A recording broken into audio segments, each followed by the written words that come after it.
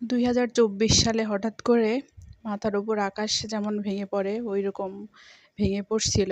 2022 সালে এরকম একবার যখন আব্বার ক্যান্সার ধরা পড়ে, তখন দীর্ঘদিন মানসিকভাবে বিধ্বস্ত হয়েছিলাম।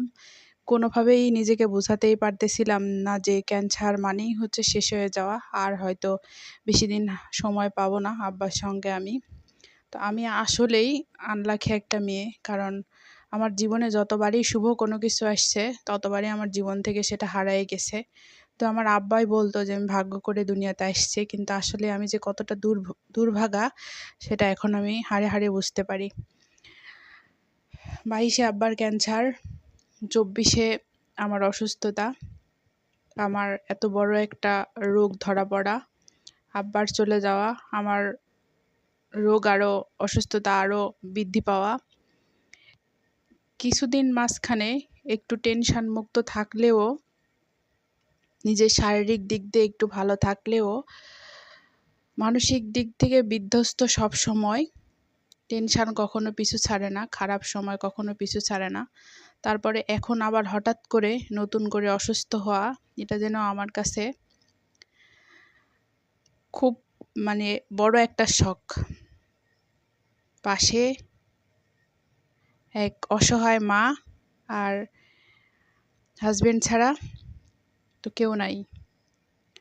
তো অনেক কষ্ট হয় যখন এসব মনে হয়, তখন খুব খারাপ লাগে। যদিও আমি এসবগুলো মনে করতে চাই না, তবুও বারবার এগুলোই মনে হয়।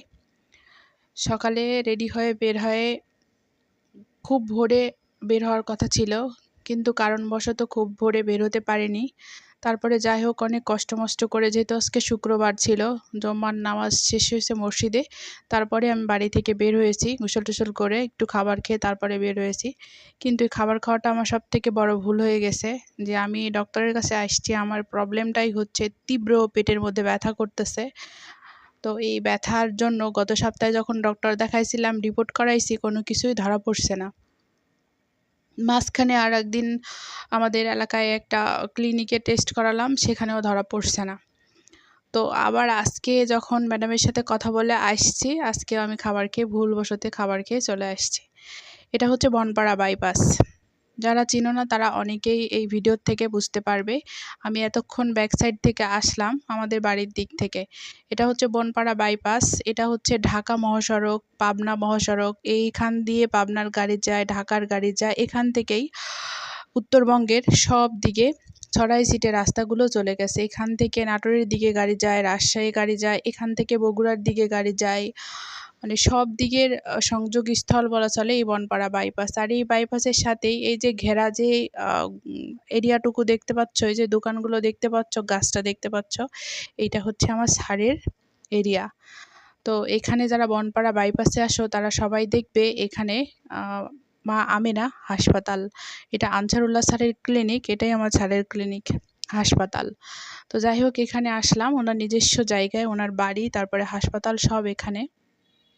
এখানে আসলে আসলে আমার সঙ্গে খুব বেশি একটা বার্গেনিং হয় না। এখানে আসলে যেহেতু স্যারের প্রতিষ্ঠান, এখানে আসার পরে অনেক বুঝে শুনে তারপরে আমার রিপোর্টগুলো করা। এর আগেও অনেকবার বলছি, বোঝানোর চেষ্টা করছি। আসলে আমার কাছের মানুষেরাই বোঝাতে পারি না, আমি দূরের মানুষকে কেমনে বোঝাবো যে ওনার সঙ্গে আমার আজকে না বিগত কয়েকটা বৎসরের সম্পর্ক। উনি বয়োজ্যেষ্ঠ, আমার বাবার সমতুল্য। তো যাই হোক এখানে আবারও আজকে রিপোর্ট করাতে এসে আমি একটা বড়সড় ধাক্কা খেলাম। এখানকার সব ফেসগুলো আমার পরিচিত, চেনা, তারা খুব সম্মান করে, কারণ এখানে যারা আছে প্রায় আমার জুনিয়র। তো যেহেতু আমিও এই সেক্টরে ছিলাম, তো তাদের সাথে আমার খুব ভালো একটা আন্ডারস্ট্যান্ডিং। তো এখানে আসার পরে কাউন্টারে যখন রিপোর্ট করানোর জন্য আবারও বলছি, তখন ভাইয়া হেসে বলতেছিল যে আজকেও রিপোর্ট হবে না। তো আমাকে জিজ্ঞাসা করতেছিল কতক্ষণ আগে খাবার খেয়েছেন, তো আমি তো বলে দিয়েছি 2 ঘন্টা হয়ে গেছে খাবার খেয়েছি। তো আমি বের হওয়ার আগে যে খাবারটা যদি না খাইতাম তাহলে আজকে রিপোর্টটা হয়তো হতো, সাকসেস হইতো। ভুলটা আমারই ছিল, ভুলটা প্রতিষ্ঠানের না বা কর্তৃপক্ষের কারো না বা ডক্টরেরও না। তো যাই হোক অনেক ভিড় হয় এখানে।